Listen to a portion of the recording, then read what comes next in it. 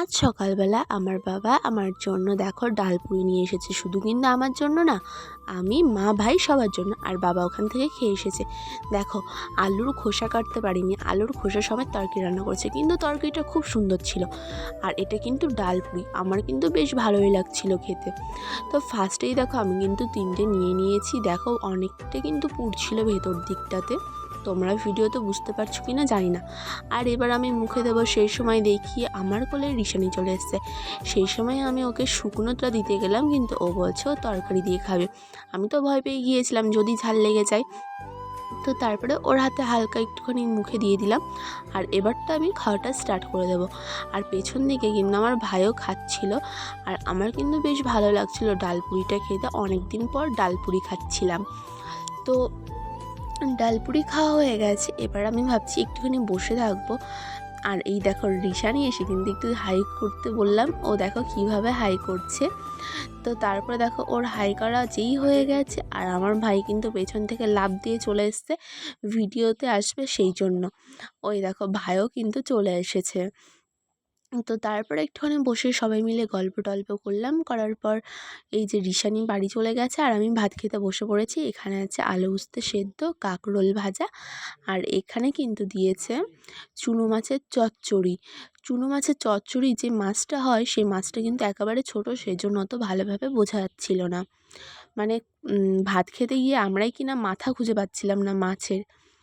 তো তারপরে দেখো আমি কিন্তু উস্তে সিদ্ধ দিয়ে ভাতটা খাওয়া স্টার্ট করে দিচ্ছি। উস্তে খাওয়া কিন্তু খুবই ভালো শরীরের পক্ষে। তো আমি খেতে খেতে আমার কিন্তু বেশ খাওয়াটা শেষ মুহূর্তে। আর তারপরে দেখো বাবা আমার জন্য কি নিয়ে এসছে, তাল নিয়ে এসছে। শুধু আমার জন্য না, মা এবার বলছিল যে তাল আনলে না, আমিও বললাম তাল আনলে না বাবা। তো বাবা পেয়েছে, নিয়ে এসছে, 2টো তাল এনেছে। এখানে নারকেল আর এই যেখানে দা রয়েছে বড়, তো নারকেল দিয়ে রান্না হবে। আর এই দেখো, দেখেছো, এইটা দিয়ে কিন্তু আমাদের তাল ওই যে ঘষে ঘষে রসটা বার করে। এটা কিন্তু অনেক পুরোনো দিনের দাদুর হাতের তৈরি। আর এই দেখো আমি কিন্তু তালটা অলরেডি ধুয়ে নিয়ে চলেও এসেছি। এবারটা আমি তালটা ছাড়াবো, ছাড়িয়ে রসটা বার করব। আর আমি যখন রসটা বার করছিলাম, ছেনছিলাম, তখন তো তোমরা লাইভে অনেকে দেখেছোই, আমি ফেসবুকে লাইভ করছিলাম সেই সময়। যেহেতু আমি একটা গামলায় আর মা একটা গামলায় করছিলাম, তো তারপরে দেখো মা কিন্তু একটা গামলার মধ্যে ঢেলে নিল। আর এই দেখো এখানে দেখো এক একটা তালের মধ্যে কিন্তু 3টে করে আটি ছিল। আমি মোট গুনছিলাম এখানে কয়টা আটি, তো এখানে 5টা আর এখানে একটা 6টা আটি। আর তারপরে কিন্তু প্রচণ্ড মেঘ করে এসেছিলো, সেই জন্য আর তাল টালে রান্না করতে পারিনি, কারেন্টও ছিল না।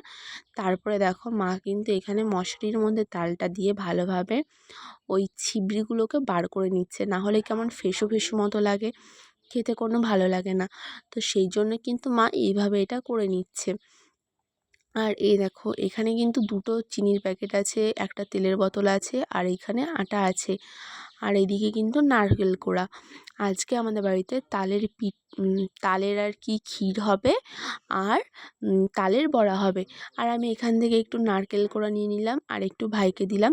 তারপরে এই দেখো আমি হাতে নিয়ে কিন্তু খেতে বসে পড়েছি। আমার কিন্তু নারকেল খেতে খুব ভালো লাগে। তো তারপরে কিন্তু আমি মুখে দিয়ে দিলাম, জাস্ট খুব সুন্দর লাগলো নারকেল খেতে। তারপরে দেখো আমি কিন্তু আটা মাখতে বসে পড়েছি, যেহেতু রুটি হবে। আর আমি তোমায় দেখাচ্ছিলাম যে আমাদের গামলার মধ্যে আমার ভাইয়ের নাম লেখা। তো তারপর আমি অল্প অল্প করে জল দিয়ে দেখো আটাটা খুব সুন্দর মাখিয়ে নিচ্ছি। প্রথমে কিন্তু একটু লবণ দিয়ে নিয়েছি, লবণ না দিলে কিন্তু রুটি খেতে ভালো লাগে না। আর এরপরে দেখো আমি কিন্তু আবার ওই যে তালের বড়া করবে, সেটার জন্য এই যে মাখাতে বসে পড়েছি। আর এইটা কিন্তু তাল দিয়ে, চিনি দিয়ে, সুজি দিয়ে, চালের গুঁড়ি, আটা এগুলো দিয়ে মাখানো হয়েছে। খুব সুন্দর হয়েছিল তালের বড়াটা। আর এই দেখো এইদিকেই কিন্তু মা তাল জাল দিচ্ছে, প্রায় শেষ মুহূর্তেই বলতে পারো, খুব সুন্দর। আর এবারটা এই দেখো মা কিন্তু তালের বড়া বসাচ্ছে। আমি ভিডিওগুলো স্কিপ করে করেছি, কারণ একসঙ্গে করতে গেলে অনেক বড় হয়ে যেত। আর তোমরা অনেকেই বলেছো দিদিভাই আমাকে একটুখানি তালের বড়া কী করো, বা তাল দিয়ে কী রেসিপি তৈরি করো সেটা শেয়ার করবে, তো সেই জন্য আরও করা। আর এই দেখো এখানে কতগুলো তালের বড়া, আর এই যে এইটাই কিন্তু লাস্ট উনুনে দিয়েছে, আর নেই। তো আমি এখান থেকে কিন্তু একটা নিয়ে নিয়েছি। আর যারা আমার ভিডিওগুলো দেখছো তারা প্লিজ একটু লাইক কমেন্ট করে দিও। আর এখানে কিন্তু অনেকগুলো রুটি তৈরি করা হয়েছে, দেখে এরকম মনে হচ্ছিল। তো আমার একটা হাতে তাল ছিল, সেই জন্য আমি রুটিগুলো উঁচু করে দেখাতে পারিনি।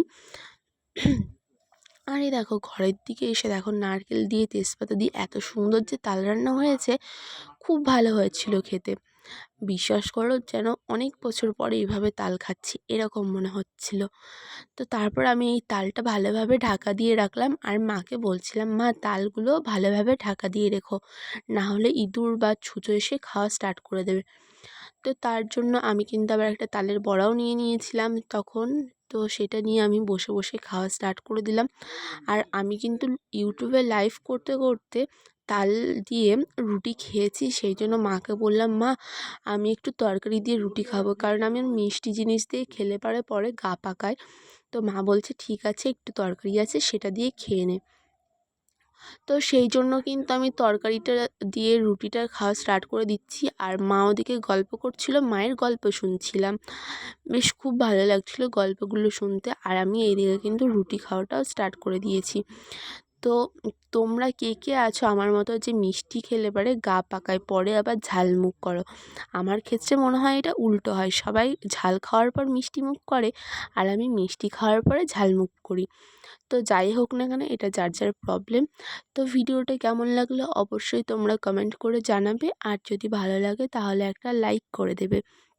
আর আমি কিন্তু প্রত্যেকদিন রাত ৮টার সময় ইউটিউবে লাইভে আসি, তো তোমরা সবাই চলে আসতে পারো। তো থ্যাঙ্কস ফর ওয়াচিং।